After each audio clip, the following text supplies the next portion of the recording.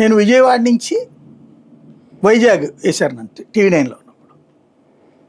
అంటే విజయవాడ నగరంతో పోల్చుకుంటే వైజాగ్ చాలా పెద్ద నగరం కదా, మెట్రో సిటీ కదా ఓ రకంగా. అప్పుడు ఎదిగినట్ట తగ్గినట్ట? సరే ప్రచారం చేసేవాడు ఏం చేస్తాడు, అటు సాయం తగ్గించి పంపించారు విజయవాడ నుంచి వైజాగ్ అని ప్రచారం చేసి అనుకోండి, ఎవడేం చేయాలి దానికి? ఇది నెంబర్ 1. తర్వాత తిరుపతి వేశాను.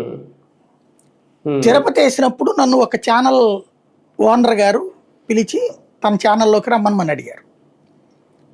అడిగినప్పుడు ఎందుకంటే ఇక్కడ బాగానే ఉంది కదా, కంఫర్ట్గానే ఉన్నాను కదా అంటే, మిమ్మల్ని తీసుకొచ్చి తిరుపతి వేశారు, అది నాన్ ఫోకల్ పోస్ట్ అన్నారు. అప్పుడు నాకు గుర్తుందన్నమాట. అంటే అది ఒక పనిష్మెంట్ సెంటర్ లాంటిది, ఏముంటుంది తిరుపతి అంటే ఎన్నేళ్ళైనా సరే అన్నటువంటిది. నాకు అర్థం కాలేదన్నమాట.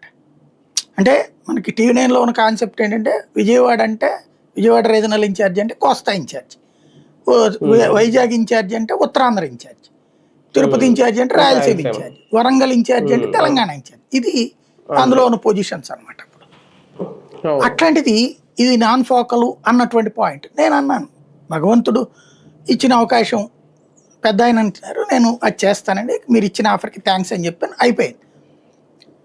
అంటే తిరుపతి అంటే వాళ్ళ దృష్టిలో నాన్ ఫోకల్. అయితే అదే తిరుపతి నాకు శాలరీ హైక్కి కారణమైంది. ఇవాళకి నా లైఫ్లో అదొక కీలకమైన ఘట్టం కింద ఫీల్ అవుతాను నేను. తర్వాత అదే రవిప్రకాష్ గారు తిరుపతి లాంటి సెంటర్లో, పెద్దగా వార్తలు ఉన్న సెంటర్లో కూడా నువ్వు బాగా చేసావు, అందుకని నువ్వు నాకు ఇక్కడ కావాలని అప్పుడు హైదరాబాద్ పిలిపించింది. అంటే ఈ నాన్ ఫోకల్ అంటే ఎక్కువ మంది పట్టించుకోని విభాగం. ఇది చట్టబద్ధంగా ఎవరు రాసిస్తాడు? ఇప్పుడు ఒక లా అండ్ ఆర్డర్ అంటే ఫోకల్ పోస్ట్,